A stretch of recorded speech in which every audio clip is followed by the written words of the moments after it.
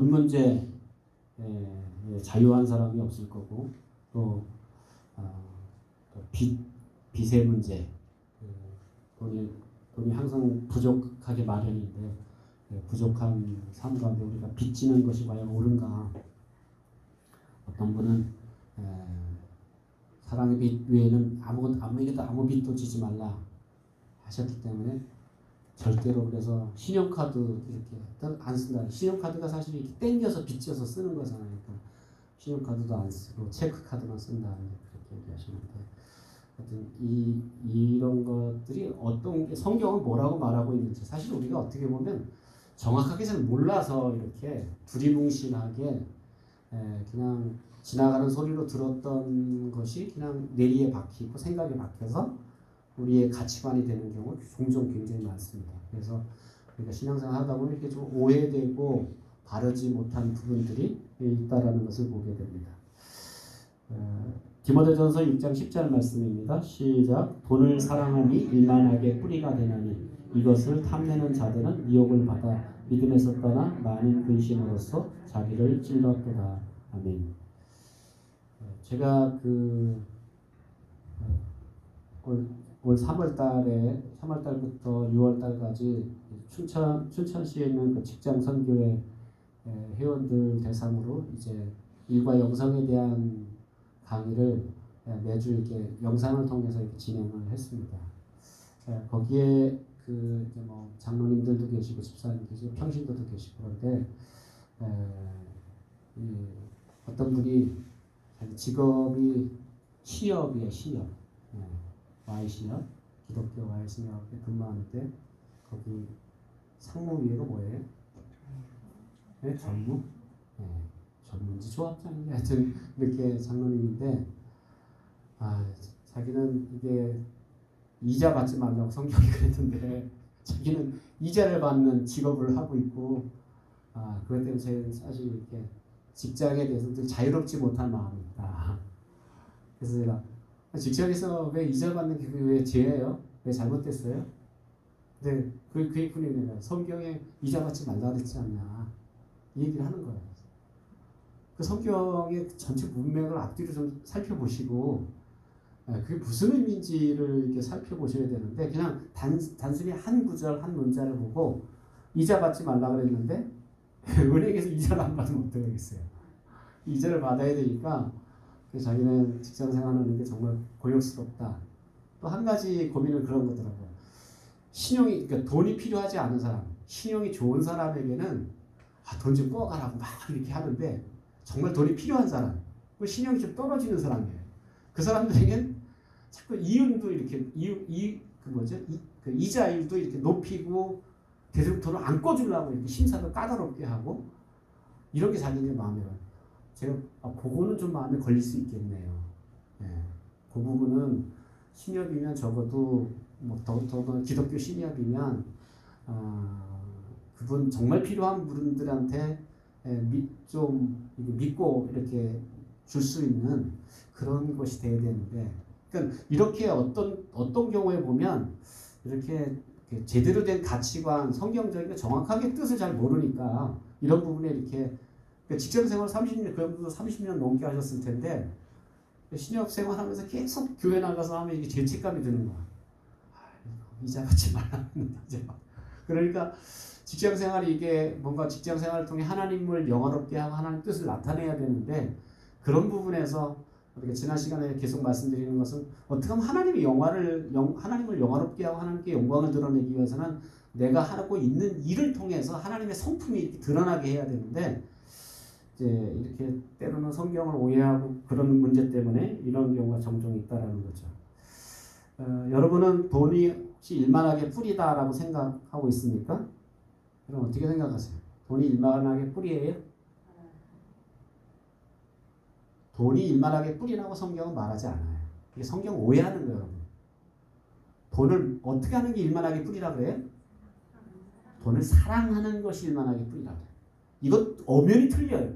돈이 일만하게 뿌리가 아니라 돈을 사랑하는 것이 일만하게 뿌리다 라고 이렇게 이야기하는데 우리는 그냥 거두절미하고 돈이 일만하게 뿌리야. 아유 돈 그거 아주 더러운 거야.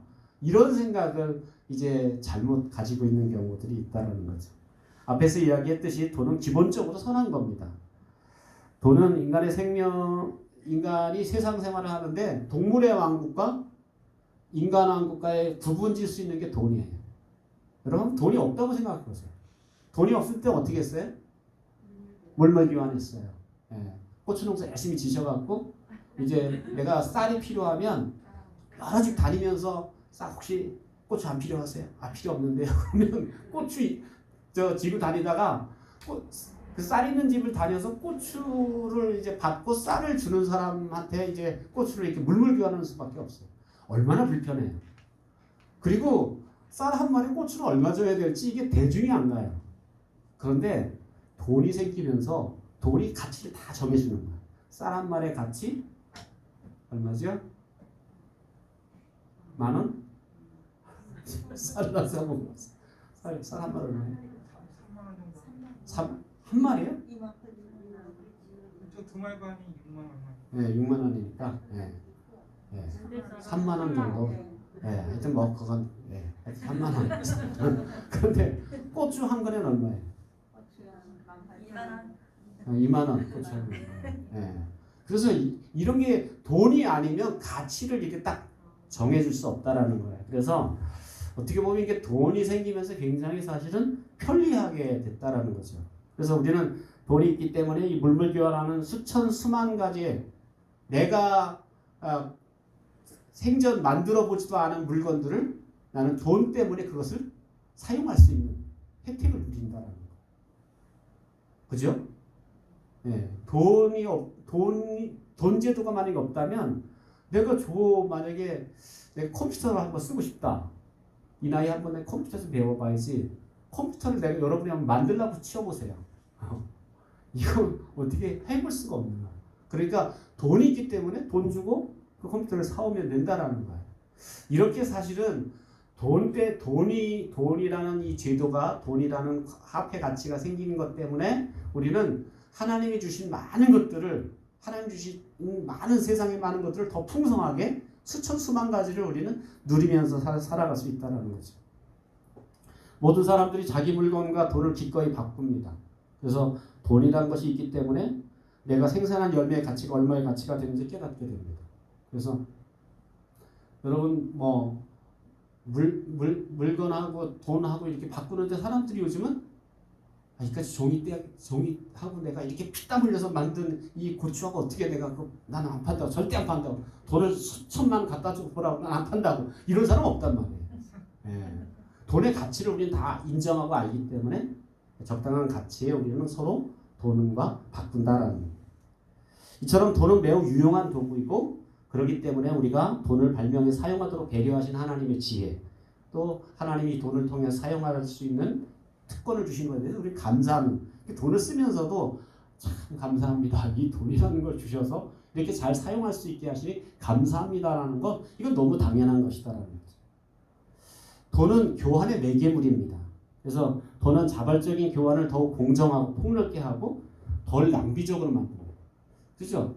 돈이 가치가 이렇게 먹겨지기 때문에 뭐 만약에 그 쌀 한 가마를 들고 갖고 왔어요. 근데 나눠서는 안 판대. 쌀 한 가마에 소 한 마리래. 만약에 그런다면 이게 나는 쌀 석대가 필요한데 한 가마를 갖고 와서 이러면 이걸 우리가 근데 그건 다 한 대는 얼마, 한 마리는 얼마, 또 몇 킬로 얼마 이렇게 다 화폐 가치가 구분되어 있기 때문에 우리 필요한 만큼 이게 다 돈 때문에 가능한 거예요. 돈 제도가 없으면 이게 불가능하다는 거예요. 그래서 이 땅에 우리가 선한 청지기 사명을 감당하려면 돈을 지혜롭게 사용하고 하나님을 영화롭게 하려면 돈이 필요하다는 것. 왜냐하면 이 돈을 하나님 주신 제도이기 때문에 이것을 잘 사용하고 또 지혜롭게 사용하는 법을 우리가 터득해야 하나님을 영화롭게 할 수 있다는 겁니다. 돈은 그 자체가 악한 것이 아닙니다. 만약 그것이 그 자체로 악하다면 하나님 다음과 같이 말씀하지 않았을 거예요. 같이 읽겠습니다. 학개서 2장 8절 은도 내 것이요 금도 내 것이라 만군의 여호와의 말이라. 은도 금도 누구 것이라고요? 여호와의 것이다. 하나님 것이다라는 거예요. 만약에 돈이 악한 거라면 은도 내 거 아니고 금도 내 거 아니고 돈도 내 거 아니야. 라고 이렇게 말씀하셨을 거예요. 다 내 것이다. 하나님으로부터 온 것이다 라는 것을 말씀하고 있습니다. 돈은 모두 다 하나님의 것입니다. 그런데 하나님이 그것을 통해 하나님을 영화롭게 하라고 우리에게 맡겨주신 것이다 라는 겁니다. 돈은 하나님을 영화롭게 할 만큼 기회를 제공합니다. 먼저 우리가 돈을 통해 하나님을 영화롭게 하려면 청지기 사명을 감당하는 것을 증대해야 돼요. 어떻게 하면 청지기 사명을 내가 잘 감당할까? 청지기라는 건 뭐라 그랬죠? 주인이 나에게 맡겨주신 거야. 그럼 누구 뜻대로 이걸 사용해야 돼? 주인의 뜻대로 내 마음대로 만약에 주인이 1,000만 원을 맡겨놨는데 내가 내 마음대로 흥청망청 써버리면 주인이 뿔나요. 뿔나면 다 가지고 와. 이렇게 한단 말이에요. 그래서 주인의 뜻대로 맞춰서 잘 사용할 줄 알아야 그게 지혜로운 청지기다라는 거예요. 그래서 우리가 물질이라는 건 돈이라는 건 하나님이 우리에게 주신 청지기 사명이다. 하나님이 우리에게 100만 원을 맡기셨든 1,000만 원을 맡기셨든 맡기신 재정을 우리가 어떻게 하나님 뜻대로 올바르게 사용하는가. 그것이 바로 청지기로서의 사명을 증대시키는 것과 또 한 가지는 그 돈을 통해서 하나님의 주권과 지혜를 배우는 거예요.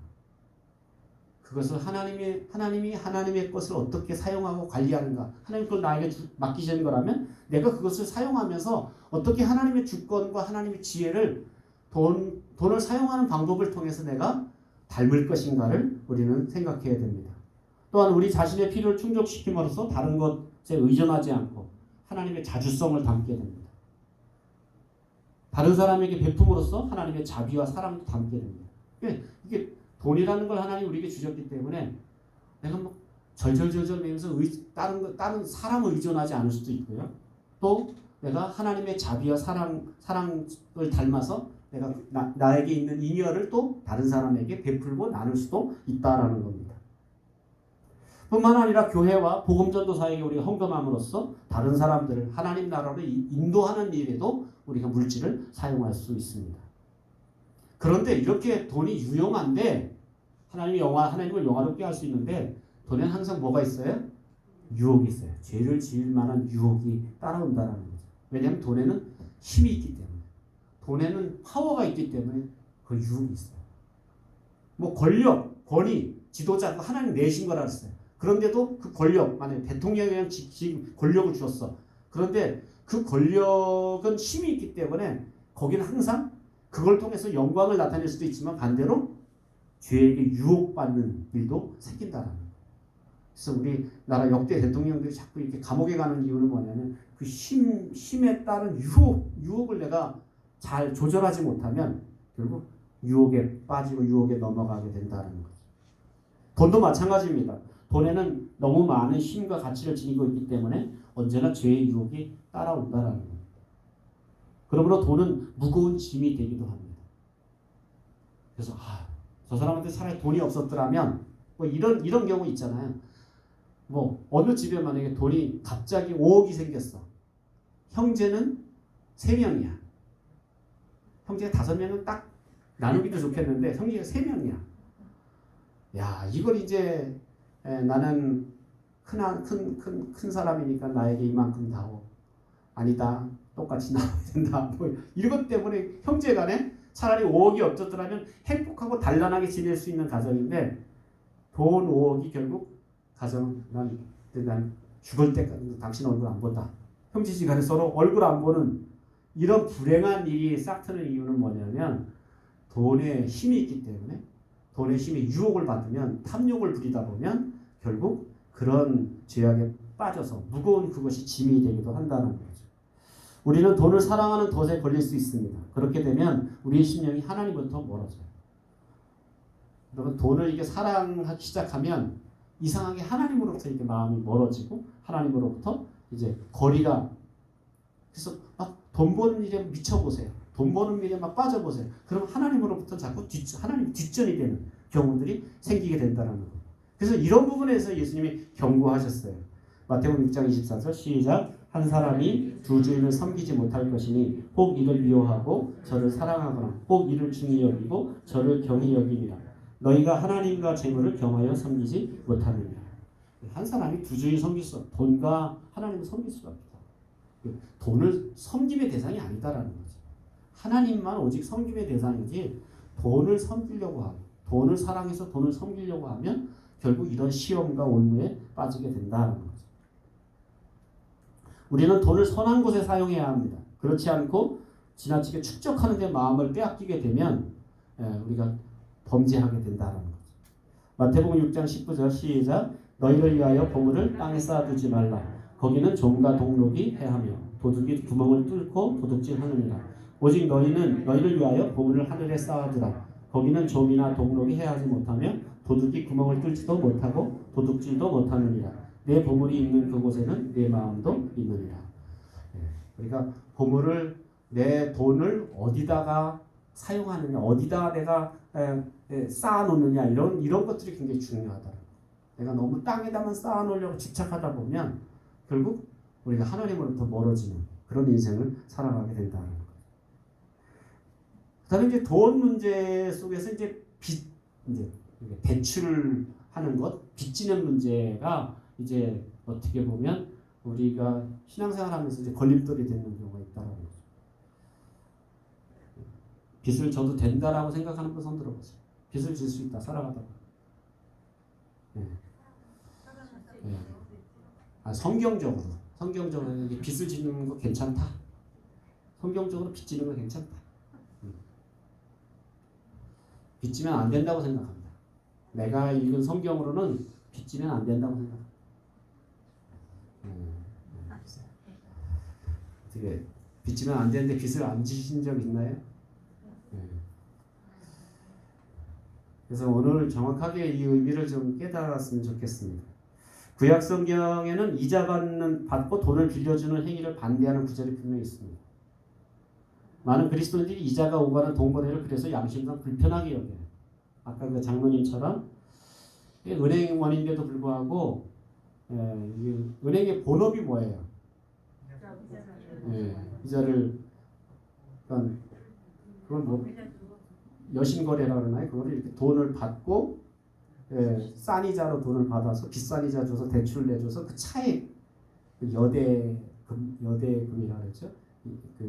이렇게 그 차이를 가지고 이제 운영하는 게 은행업이다라는 거죠. 그래서 그 일을 하다 보니까 이 그리스도인들이 이게 마음이 불편한 거야. 이게 이자 받지 말라 그랬는데 이자 놀이하는 것 같은 이런 생각을 갖게 된다는 거죠. 그러나 이 구절을 자세히 읽고 역사적 정황을 이해하면 그 구절은 가난한 사람들의 궁핍함을 악용하지 말라는 얘기지 이게 이자 받지 말라는 얘기가 아닌데 이걸 오해한다는 거죠. 오히려 성경 구절에 구약 성경에서 빌리는 행위는 당연하게 여기는 구절도 있습니다. 빌리는 거가 당연하다.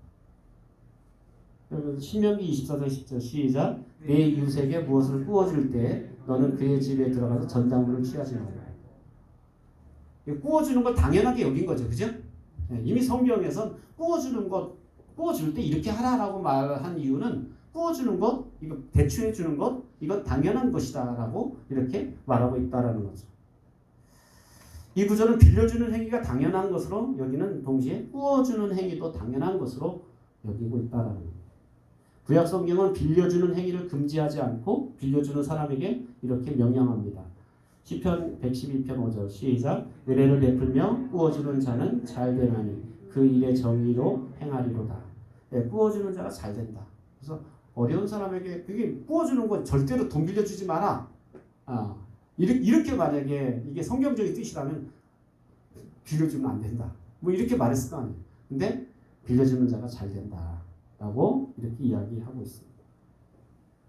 로마서 13장 8절 시작. 피차 사랑의 빚 외에는 아무에게든지 아무 빚도 지지 말라. 남을 사랑하는 자는 율법을 다 이루었느니라.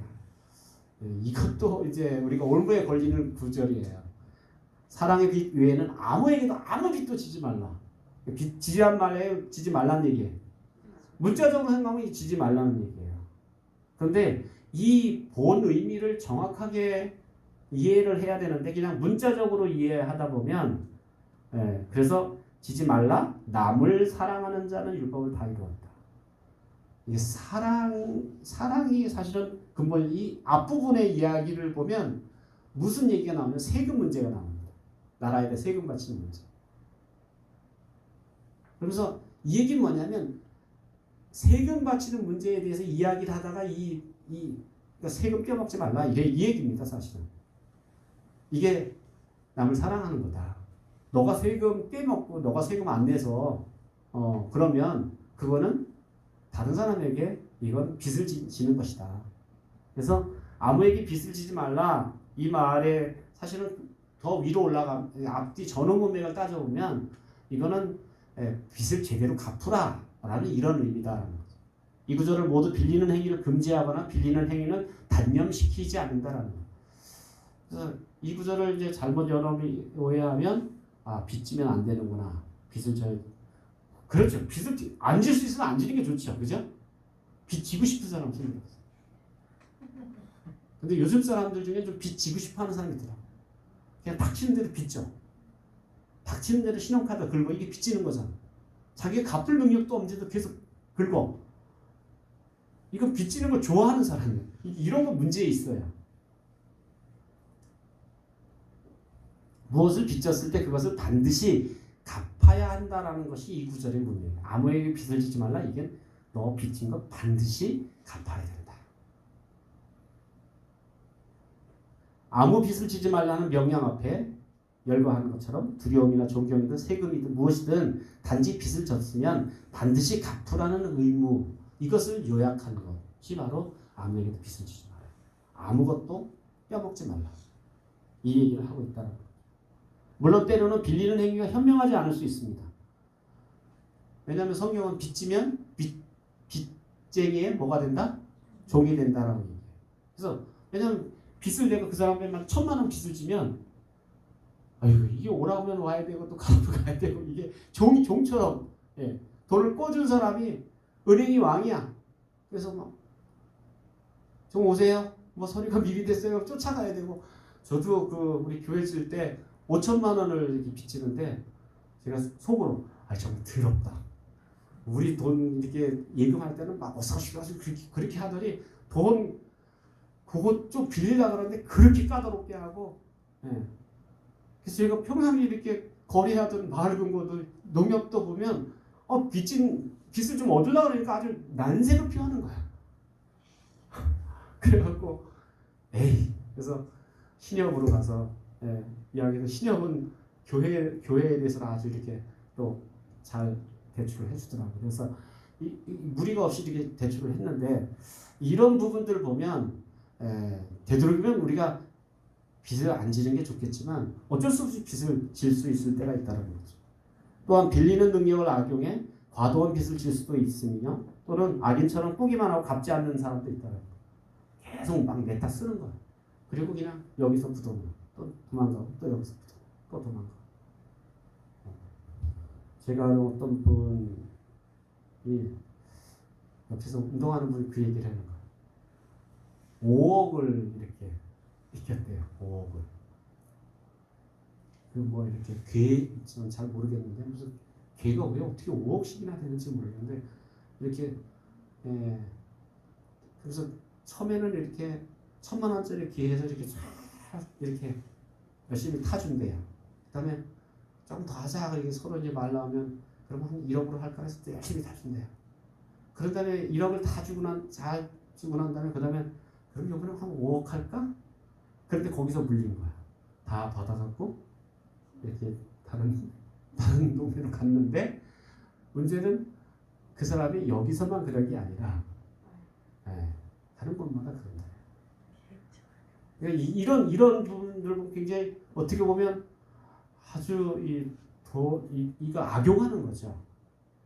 빌리고 또 빌려주고 빌리는 이것도 좋은 제도인데 이거를 악용해서 결국 이렇게 많은 사람에게 상처를 주고 어려움을 주는 경우도 있다는 거죠. 생각한데 하나님이 빌려주고 빌리는 행위 그 자체를 금지하신 게 아닙니다. 예수님도 은행에 이자를 받고 돈을 빌려주는 행위를 인정하셨어요. 어디 나오죠? 달란트 비유에서 한 달란트 받았던 사람이 땅에 묻어놨더니 뭐라 그래요? 시작. 그러면 어찌하여 내 돈을 은행에 맡기지 아니하였느냐. 그리하였으면 내가 와서 그 이자와 함께 그 돈을 찾았으리라. 예수님이 뭐라 그래요? 은행에 맡겼어요. 그리고 은행에 맡기면 뭐까지 얻어요? 이자까지 받았어요. 그러니까 예수님도 은행에 돈 놓고 이자 받는 것, 이건 금지하신 게 아니다. 은행에 돈 놓고 이자 받는 건 어떻게 이자를 우리가 받을 수 있어요? 응? 나 1억이 생겼어. 그걸 어떻게 해요? 은행에다 이렇게 연 2%에 내가 이자를 받고 이제 은행에 집어넣어요. 그러면 은행에서는 그 1억을 가지고 어떻게 하려고 해요? 대출자를 모집하면 대출자가 오면 뭐 5천만 원 또 4천만 원 이렇게 돈을 꽂으면서 4% 예를 들면 4.5% 5% 이율로 이렇게 하면 몇 프로 예대 이자가 얼마가 생기는 거예요? 2.5%가 이렇게 은행 이자가 생긴다는 거예요. 그것이 바로 이제 은행법이죠. 그러니까 이렇게 어떻게 보면 은행에 돈을 빌리고 이자를 받고 이런 거는 사실 성경에서 이미 예수님께서도 말씀하신 이야기다라는 거죠. 빌려주고 빌리는 것, 우리가 빌려주고 빌리는 게 무엇인지 확실히 이해하면 그 과정에 인간된 우리에게 주신 하나님의 선물이다라는 걸 우리가 알 수 있어요. 야, 이 빌려주고 빌리는 이 행위가 얼마나 이게 좋은 제도인가 이것도 또 감탄할 수밖에 없어요. 빌려준다는 것은 뭐예요? 빌려주는 것. 내 소유권을 넘기는 게 아니라 뭐 하는 거예요? 사용권을 임시로 나눠주는 거예요. 내가 집이 있어요. 근데 그 집을 내가 누구한테 렌트를 해요. 빌려줘요. 어떻게 빌려줘요? 월 30만 원씩 받고 그 사용권을 그에게 주는 거예요.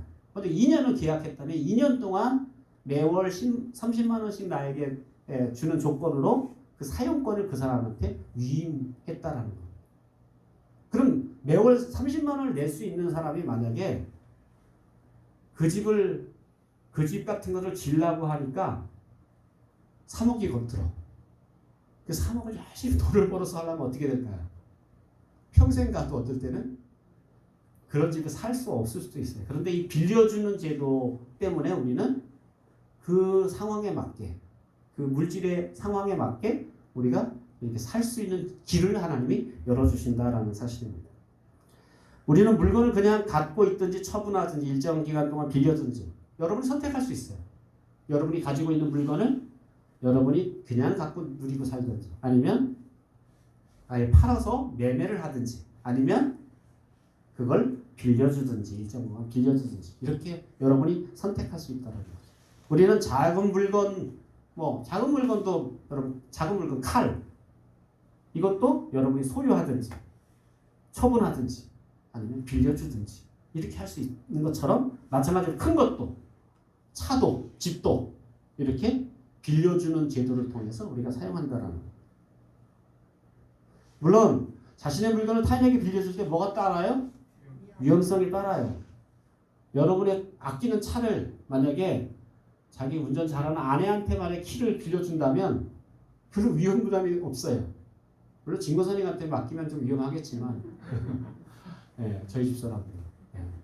그런데 이 차 운전을 잘하는 분한테 차 키를 맡기는 건 이거 위험 부담 별로 없어요. 근데 생판 모르는 사람에게 오늘 내 차를 하루 동안 빌려줘야 된다면 하루 종일 나는 뭐 어떤 생각을 해요? 근심하고 걱정하고 있어. 위험 부담들이 있다는 거죠. 이것은 빌리는 사람도 마찬가지입니다. 빌리든지 안 빌리든지 할 수 있고 종류나 기간 대상에서 다양하게 선택할 수 있어요. 그러니까 빌려주는 사람도 선택할 수 있고 빌리는 사람도 기간, 금액 이런 거 크기 다 자기가 선택할 수 있다라는 겁니다.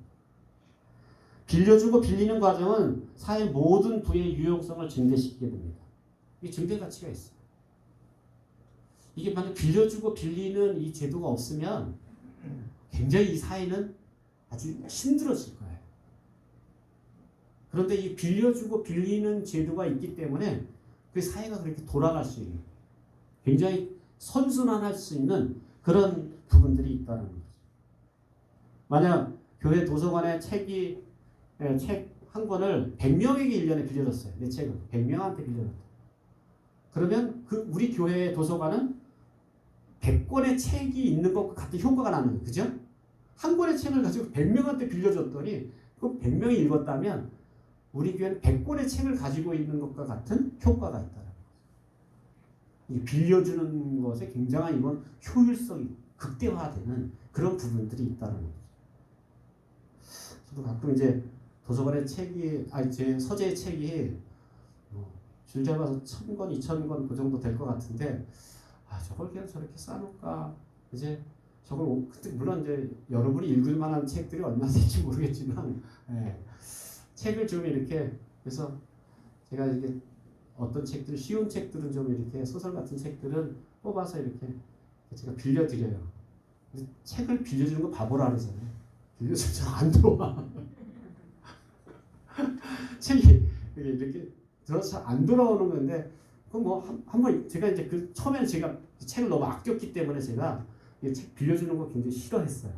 왜냐면 빌려주면 안 들어오니까. 그런데 요즘은 이제 생각이 좀 바뀐 게, 그래 안 들어와도 뭐, 그게 몇 사람만 이렇게 돌아보면서 읽다가 그 책이 어디 뭐 시청에 던져진다 할지라도 그만한 가치가 있다라는 그런 생각의 전환을 좀 제가 이제 하고 있어요. 그래서 저거 다 싸갖고 갈 거 아니니까. 내가 이렇게 좀 이렇게 그래서 제가 이제 좀 쉬운 책들, 재미있는 책들을 좀 이렇게 나누려고 해요. 그래서 책을 읽고 싶은 분들은 이렇게 어떤 종류의 책 좀 읽고 싶어요 이렇게 얘기해 주시면 제가 이렇게 해서 혼자만 읽지 말고 이렇게 돌려서 보면 제가 좋겠다 이런 생각을 제가 갖게 됩니다. 제가 만약에 제주도 여행을 가는데 거기 가는데 제주도에서 차를 타고 돌아야 되잖아요. 굳이 차를 제주도에서 운행하려고 차를 제주도 살 필요가 있을까 없을까? 없어요. 제주도 가서 뭐 하면 돼요? 비행기 딱 내려서 비행기 타고 가서 비행기에서 내려서 거기서 차를 빌리면 돼요. 2박 3일, 3박 4일 뭐 얼마든지 기간 정해서 차 급도 이렇게 좋은 차부터 이렇게 작은 차까지 이렇게 차도 다양하게 내가 선택하고 빌릴 수 있다라는 거. 그럼 만약에 이런 빌리는 제도가 없다고 생각해 보세요. 제주도 가서 제주도 한번 일주를 해야 되겠는데 자전거를 하나 살까? 그 오토바이를 살까? 그래고 그걸 만약에 거기를 일주한다면 시간, 뭐 돈, 뭐 이런 게 얼마나 많이 들겠어요. 근데 빌리는 제도 때문에 훨씬 우리는 유익을 누리게 된다라는 거죠. 어디 이뿐입니까? 뭐 가서 자야 되는데 호텔방, 아파트, 뭐 펜션, 또 뭐 결혼식을 만약에 어디 가서 하려고 하는데 결혼식 자기가 직접 제작한 분이 있어요? 없죠. 뭐 돈이 많은 분들은 그럴 수 있는데 대부분은 어떻게 해요? 하루 있는 거니까 빌려서 있는 거예요. 하루 빌려 얼마예요? 네? 거기 최근에 결혼시킨 분 얼마예요? 저 결혼할 때 30만 원이었는데 요즘은 더 하겠죠? 몰라요. 저도 오래됐어요. 예. 하여튼 이런 것도 만약에 결혼식 하는데 빌리는 제도가 없으면 이게 난감한 거야. 그거 한 번밖에 안 입을 옷을 그 난해한 옷을 만든다고 생각해 보세요. 이게 답이 잘 안 나오는 거야. 그러니까 이 빌려주는 제도는 그런 틈새 시장. 요즘 그래서 이 공유 시장이 굉장히 이게 활발하게 일어나는 이유는 뭐냐면 그런 틈새 시장을 딱 보는 거야. 그럼 벌써 사업을 구상하는 사람들은 사람들이 뭘 필요하는데 이건 굳이 살 건 아니고 단기 기간 동안 사용할 거면 이건 공유 제도. 그래서 요즘은 차량도 공유 차량 굉장히 많이 생기죠. 벌써 요즘은 이렇게 소유 차량보다는 이렇게 뭐죠? 리스, 뭐 또 렌트, 뭐 이런 차량으로 제가 아는 교회 목사님도 그냥 한 달에 30만 원인가 이렇게 내면 그 차를 이렇게 3년인가 5년 동안 타는 거예요. 그리고 타고 난 다음에 사고 싶으면 그때 얼마 주고 사고 아니면 그냥 뭐 보험 뭐 이런 거 다 이렇게 거기서 알아서 들어주더라. 그러니까 이런 부분들에 보면 굉장히 이제 이런 렌트하는 빌려주는 제도가 굉장히 많이 확산되고 있다라는 것을 우리는 보게 된다. 마찬가지로 돈을 빌려주고 빌릴 때에도 이와 같은 혜택이 발생합니다. 그렇죠. 만약에 내가 요 사업을 하면 좀 잘 되겠다. 근데 그 사업을 하는데 1억이 필요해. 1억이 필요해. 이건 정말 지금 하면 대박이겠어. 1억이 필요해. 근데 나한테 지금 돈 1,000만 원도 없어. 빌리는 제도가 없다면 어떻게 할까요? 하고 이제 뭐 굶기 살기로 하면서 1억을 만들어야 될 거 아니에요. 몇 년 걸릴까요? 직장도 없는 사람이 1억을 만들면 몇 년 걸릴까요? 답이 잘 안 나와. 그래서 빌려주는 제도가 없었으면 이런 기업들이 생겨날 수가 없어요. 대부분의 여러분 창업하는 사람들 보면 빌리는 제도를 통해 펀드를 통해서 지원을 받고 대출을 받고 그런 것을 통해서 이렇게 기업을 일구어 나간다는 거죠. 그래서 이 빌려주는 제도는 굉장히 우리 속에 유익한 일들이 많다라는 거예요. 돈을 빌려주고 빌리는 경이로운 과정을 통해서 돈의 유용성이 증대되고 또 가난한 사람들이 빈곤에 탈출하기 위한 그런 전문적인 비즈니스를 시작하게 됩니다. 그래서 이게 돈 빌려주는 게 없으면 가난한 사람은 가난해서 탈출하기 참 어려워요. 그냥 대대로 이렇게 금수저처럼 부모로부터 이렇게 많은 돈을 유산으로 물려받은 사람 아니면 일어날 수가 없네. 맨 땅에서 해득이 안 되는 거예요. 근데 빌려주는 제도가 있기 때문에 그래도 물론 실패하는 경우도 있지만 성공하게 되고 일어날 수 있게 된다는 거죠. 이와 같이 돈을 빌려주고 빌리는 과정을 통해서 하나님 창조하신 세상이 훨씬 더 풍요롭게 누릴 수 있고 이 모든 것들을 통해서 하나님께 감사할 이유와 하나님을 영화롭게 할 수 있는 그런 기회가 점점 증대된다. 아니 가난한 사람이 일어날 기회가 없었다면 하나님께 영광을 돌릴 수 있는 기회가 그만큼 줄어드는 거예요. 그런데 그 자기에게 잘할 수 있는 돈을 벌 수 있는 그런 사업 아이템이 있었는데 빌려주는 제도 때문에 하나님께 큰 영광을 돌릴 수 있는 하나님을 영화롭게 하고 많은 사람은 그것을 통해서 유익하게 하는 그런 기회가 될 수 있다는 거죠. 우리는 돈을 빌려주고 빌리는 과정에서 하나님의 속성을 나타내야 돼요. 그래서 아까 그 장로님이 했던 고민 중에서 이런 거죠. 돈을 빌려주는 사람도 진실하고 충실한 청지기처럼 정직하고 또 지혜와 감사와 사랑과 자비의 마음이 필요하다. 이거 빌림을 받는 사람도 마찬가지고 빌려주는 사람도 마찬가지고 이렇게 돈을 이게 좋은 하나님의 제도인데 이 과정에서 하나님의 속성이 안 나타나면 이제 거기서 문제가 생긴다. 속이고 만약에 정직하지 못하고 거짓말하고 이렇게 되면 결국 문제가 발생하게 된다. 역시 여기도 죄의 유혹이 있습니다. 많은 사람들이 필요한 액수 이상 자꾸 빚을 지려고 빌리려고 해요. 갚을 능력 이상의 많은 돈을 빌리려고 하는 유혹이 있어요. 우리는 돈을 빌리려면 그거 자체가 좀 겁이 나서 대부분 액수를 줄이려고 하는데 이왕 빌리는 거. 그래서 제가 교회 시대 처음으로 5천만 원 빌려보면서 그것도 참 이렇게 안 빌려보던 사람은 그것도 이게 이걸 갚을 수 있을까 이런 걱정이 되는데 이게 돈을 늘 빌려버릇하던 분들은 이왕 빌리는 거 이왕 뭐라 그래 이렇게 담보 설정하고 그러는데 돈 들어가는데 자꾸 옆에서 그렇게 훈수를 두는 거야. 목사님 이왕 하시는 거 신협에서 그렇게 자꾸 하네.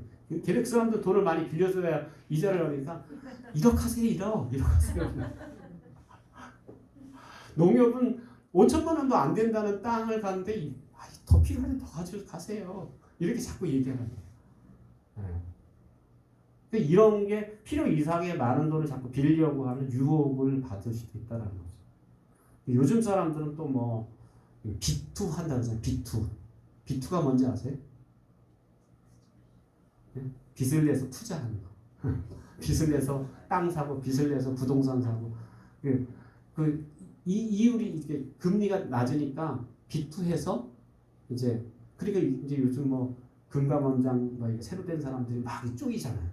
이제 뭐 은행 대출 안 한다, 준다. 왜냐면 이게 B2가 이게 가계 대출이 뭐 10%가 너무 많이 늘어났어요 갑자기.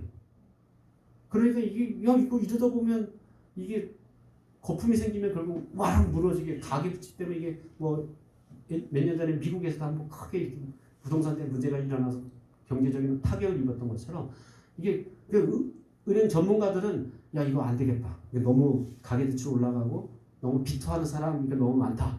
그래서 안 된다. 빚 못 준다. 뭐 이렇게 좀 까다롭게 하는 이유가 이제 그런 부분이 있더라고요. 그래서 어떤 분들은 원금은 고사하고 이자도 못 받고 허덕허덕 그런 경우 이런 게 이제 어떻게 보면 유혹이다라는 거죠. 너무 필요 이상 자기가 갚을 능력이 없는데 자꾸 그냥 턱턱 그냥 이자. 요즘도 이렇게 이렇게 뭐죠? 이렇게 보증 쓰는 게 있나요? 요즘은 없나요? 옛날 같은 사람은 어떻게 해요? 보증이 꼭 끌고 들어가고 직장에서 친한 선배 뭐 이렇게 해서 보증 서갖고 난리 나는 집들이 많잖아요, 그죠? 한번 도장 찍어줬다가 막 이렇게. 저도 이렇게 보증 이렇게 뭐 이렇게 유혹이 이렇게 누가 이렇게 부탁하는데 은행 가보니까 저는 보증의 능력이 없더라고요. 그래서 제가 감사하다. 뭐 보증의 능력이 뭔가 그 빚이 문제가 생겼을 때 빚을 갚을 능력이 있어야 되는데 뭐 이 전산상 아무 근거가 없으니까 보증의 자격이 없다. 감사합니다. 이로 인해서 있는 돈마저 탕진하고 청지기 직분을 제대로 감당하지 못하고 채무가 채무에 쌓이 빚이 더해지는 악순환에 빠지는 경우가 많더라고요.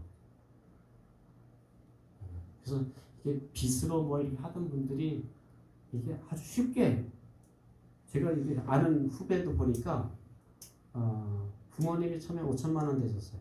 털어먹었어요. 또 그래서 1억만 되시고 또 카페에서 또 1억 또 털어먹었어요.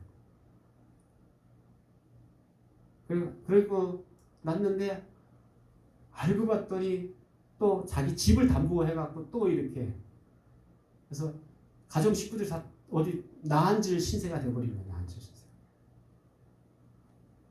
근데 그렇게 젊은 시절을 다 보내다가 이제 나이가 들어갔고 어디 이제 가정 식구들도 집이 없으니까 집이 없어져 버렸으니까 뭐 이런 신세가 되는 모습을 보면서 이게 뭔가 빚을 너무 쉽게 생각하는 것 좋은 제도지만 이걸 너무 쉽게 생각하고 자기 능력을 과신해서 이건 분명히 된다 이렇게 분명히 된다라고 하는 게 벌써 3번이나 들러엎어갖고 이렇게 다 이렇게 되는 모습 보면서 이런 부분에 좀 이렇게 지혜가 있는 것, 지혜로울 필요가 있다라는 거죠.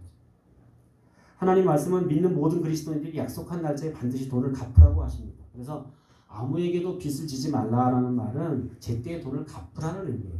어느 의미는 그런 의미예요.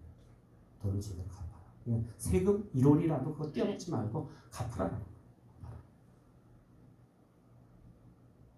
약속한 날짜에 돈을 갚지 못하는 것은 약속을 지키지 않는다는 것이고 이는 언제나 자기 말씀을 지키시는 창조주 하나님의 이름을 더럽히는 것이다. 내가 예를 들면 우리 집을 많이 사용하는데 매월 30일 날 30만 원을 입금하게 돼 있어요. 그런데 내가 그 다음 달 10일이 돼서 내가 입금을 안 했어. 그게 빚지는 거예요. 그죠? 내가 29일 날까지 빚진 거예요? 안 진 거예요? 안 진 거예요.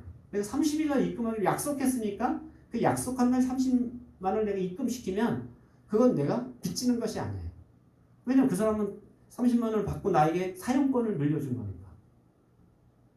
뭐 돈도 마찬가지야. 내가 1,000만 원을 쓰는데 매월 내가 이렇게 이자를 내면 그 돈을 사용권을 나에게 빌려준 거기 때문에 내가 빚진 게 아니야. 근데 그 약속을 내가 어겨버리면 그게 빚지는 것이다. 이해가 되시죠?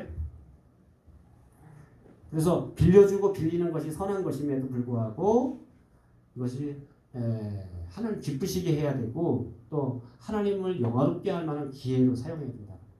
그래서 여러분에게 뭐 앞으로 빌리고 뭐 빌려주는 그런 일이 있을지 모르지만 그럴 때 이것을 통해서 하나님을 기쁘시게 하고 하나님의 속성이 그것을 통해 좀 드러날 수 있도록 나타나게 하는 것 그것이 하나님의 방법이다. 그래서 하나님을 영화롭게 할 수 있다. 오늘 돈에 대해서 돈은 정말 유익한 것인데 유익한 것이지만 그 하나님 영화롭게 할 수 있는 유익한 도구지만 그것에 죄의 유혹이 있다. 그것을 사랑하고 그것을 어떤 곳에 쌓아놓으려고만 집착하다 보면 거기에 탐욕이 들어가고 거기 문제가 생길 수 있고 그 돈을 또 우리가 빌려주기도 하고 때로는 빌리기도 하는데 그건 좋은 제도지만 그렇지만 그것도 역시 악용하면 우리가 큰 어려움을 겪을 수 있다라는 것을 우리가 기억하고 이 돈에 대한 우리가 바른 가치관 또 바른 관점을 잘 갖고 사는 여러분 되시기를 주의 이름으로 축원합니다. 기도하겠습니다. 좋으신 하나님 은혜를 감사드립니다. 주님께서 오늘 돈에 대해서 또 돈을 대출하고 또 빌리는 그런 과정에 대해서 하나님 이것이 우리에게 허락하신 좋은 제도이지만 그래서 하나님을 영화롭게 할 수 있고 하나님 기쁘시게 할 수 있는 제도지만 이것을 잘못 악용하고 이 돈의 힘이 있기 때문에 그것에 빠지면 결국 이것 때문에 우리가 침체의 늪에 빠질 수 있음을 우리가 기억하고 늘 깨어있게 해주시고 정신을 차리게 하시고 그래서 하나님의 올바른 지혜로 잘 사용할 수 있는 저희들 될 수 있도록 하나님 축복해 주옵소서. 오늘도 우리와 함께 해주신 것 감사드리며 예수님의 이름으로 기도합니다. 아멘. 이제는 우리를 죄악에서 구원해 주신 예수 그리스도의 무한하신 은혜와 하나님 우리 아버지 그 크신 사랑하심과 성령님의 감화 감동 역사에 주교